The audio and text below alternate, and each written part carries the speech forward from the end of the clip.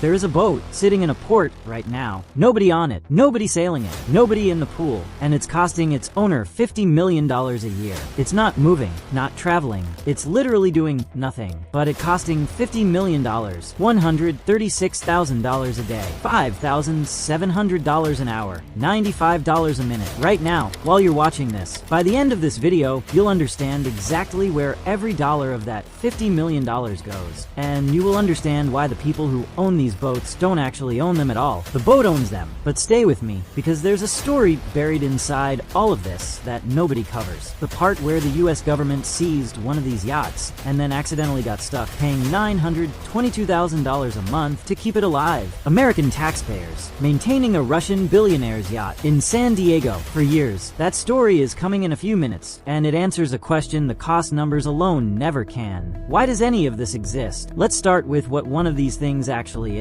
A superyacht is any private vessel over 24 meters long. Below that line, you have a boat. Above it, you have a floating hotel that quietly destroys your bank account every month you keep it. The $500 million tier is where the truly insane machines live. Take the Eclipse, built for Roman Abramovich, 162 meters long, $700 million by the time the extras were finished. 2 helipads, a personal submarine, 2 swimming pools, and this is real, an anti-paparazzi laser system that actively disrupts camera sensors pointed at the boat from a distance. A laser for paparazzi on a boat. Then there's the Dilbar, 156 meters, largest yacht in the world by interior volume, 12,000 square meters of living space, a 25-meter indoor swimming pool, longer than an Olympic lap, 2 helicopter hangars. These are the machines, and here's the comparison that changes how you see them. A private jet costs $70 million, runs $3 to $5 million a year. A Manhattan penthouse costs $50 million,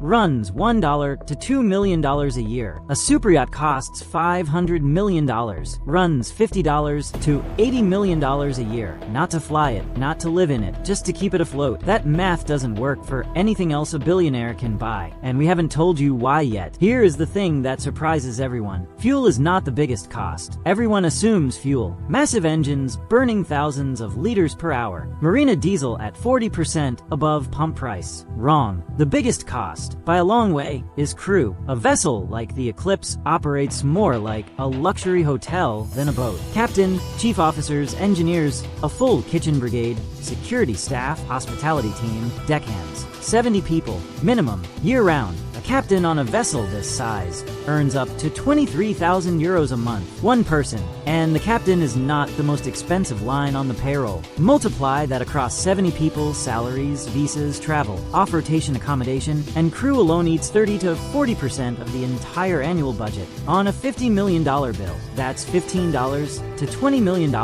Just people. Here's the part that makes no sense until you understand it. You cannot cut the crew when you're not using the boat. Let the maintenance slide for 3 months, and the repair bill costs more than the salaries you save. So, 70 people show up to work every single day, whether the owner is on board or not, at $95 a minute, on a Tuesday in November when the owner hasn't thought about the boat in 6 weeks. Now, here's the story I promised you, because the best way to understand what it costs to keep one of these things alive is to watch what happened when someone had to do it without wanting to. April 2022, the US government seized a superyacht called the Amadea, 348 feet, 6 decks, grand piano, silk carpets, mosaic swimming pool, outdoor cinema, wine cellar, value $230 million.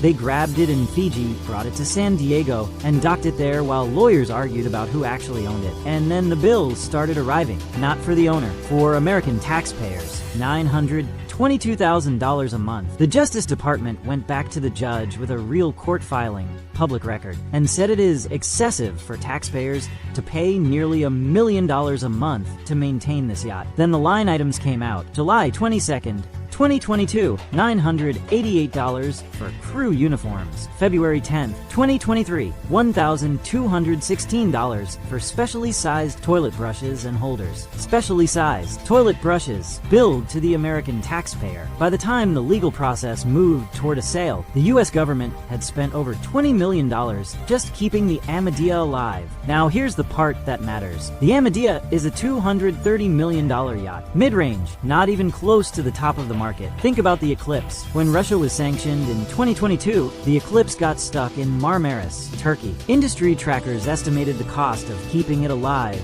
anchored, crew paid, generators running, maintenance continuing at $70 million per year. $70 million to go nowhere. This is when you stop thinking about superyachts as luxury and start seeing them for what they actually are. They're not assets. They're obligations that float. You don't own the superyacht. The superyacht owns you. Remember what I said at the start? $50 million a year, $95 a minute. We're about to show you why that number never goes away, no matter what you do to try to stop it. Picture this. Your superyacht is somewhere between Sardinia and the Greek islands. Mid-August, Mediterranean perfect, 20 guests on the sun deck, and then the stabilizer fails. The stabilizer is what keeps a 500-ton vessel from rolling in heavy swell. Without it, the most expensive boat in any harbor becomes deeply uncomfortable very quickly. The part doesn't exist in Santorini. It has to be flown emergency freight from a marine supplier in Hamburg. By the time it arrives, the air freight bill alone costs more than a new Mercedes, and the crew of 70 is still being paid. Every hour, the guests are still waiting. The meter is still at $95 a minute. This is not a hypothetical. This is Tuesday for a superyacht owner. Every 5 years, a vessel this size needs a full refit. Dry dock, hull work, engine overhaul, systems update. That bill, $20 to $50 million.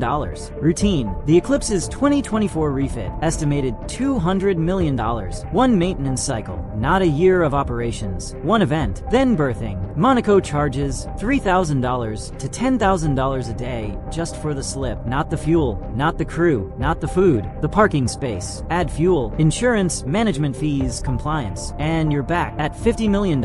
Every year, no exceptions, no off-season. The meter never stopped. The obvious question, can you charter it? Yes. And the rates sound extraordinary. Before the Amadea was seized, it was available to rent for $3.2 million per week. Most boats in this tier charter 4 to 8 weeks per year. 6 weeks at $3.2 million, $19 million gross. The charter management company takes 15 to 20% immediately. EU waters add VAT. Charter guests are harder on the boat than owners. They use everything. The refit cycle arrives faster. After all of it, a serious charter program offsets $8 to $12 million of the $50 million annual cost. The gap doesn't close. It never closes. The industry is clear about this. Nobody buys a superyacht as an investment. Nobody buys it to make money. They buy it because they can. And then they find out what can actually costs. A yacht can be sitting in Monaco, registered in the Marshall Islands, insured in London, owned by a Cayman company, and associated with a billionaire who legally doesn't appear anywhere on the paperwork. So who writes that check? The $500 million tier breaks into two groups. The first, sovereign money, Gulf royalty, with national oil revenues behind them. For these buyers, $50 million a year is a rounding error on a rounding error. The second group is more interesting. Resource billionaires from countries where wealth needs to be mobile, hard to freeze, hard to trace. And here's the part that changes how you see every superyacht you've ever watched gliding into a harbor. Most of them aren't actually owned by the person whose name everyone associates with them. They're owned by a company, which is owned by another company, which is registered in the Cayman Islands or Malta, or a jurisdiction whose disclosure rules ask very few questions. Sometimes 4 or 5 layers of shell companies sit between the yacht and the person paying for it. The vessel is registered under a flag of convenience: Panama, Marshall Islands, the Bahamas. Not because those countries are nautical powers, because their maritime registries don't ask uncomfortable questions about beneficial ownership. This is why seizing Russian oligarch yachts in 2022 turned into a years-long legal nightmare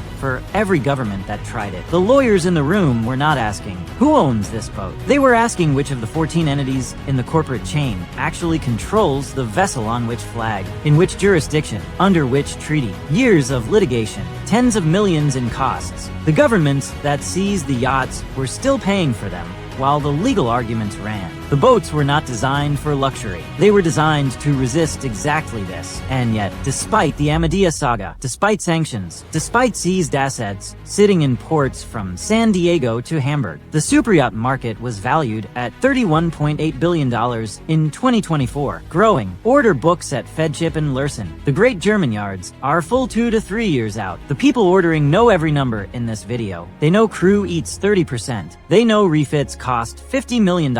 They know the boat depreciates from the moment it leaves the yard. They order anyway, because at a certain level of wealth, the $50 million a year is not the question. The question is what the boat says about who you are. And the shell companies, the flags of convenience, the layers of corporate structure, those aren't hiding from the cost. They're protecting the statement. There's an old rule in the marine industry. The two best days in a boat owner's life are the day you buy it and the day you sell it. For a $500 million superyacht, the rule doesn't even hold. The day you buy it, you've committed to $50 million every year, costs that run whether you show up or not. The day you sell it, you've lost 30 to 50% of what you paid. Superyachts depreciate like used cars, fast, steep, relentless. In between those 2 days, you've paid for 70 people to maintain a machine you may have visited for 3 weeks total. You've paid $10,000 a day for a parking spot in Monaco. You've paid $1,216 for specially sized toilet brushes. And you've paid for a laser system to protect a boat that nobody could get within a mile of anyway. These aren't transportation. They're not hotels. They're not investments. They're statements. And statements held inside shell companies, registered under flags of convenience, maintained by 70 people who never meet the owner, cost $136,000 a day to make, whether you're there to make them or not. If you want to see what the economics look like owning a truck or an airline, business everyone assumes always wins. That video is next.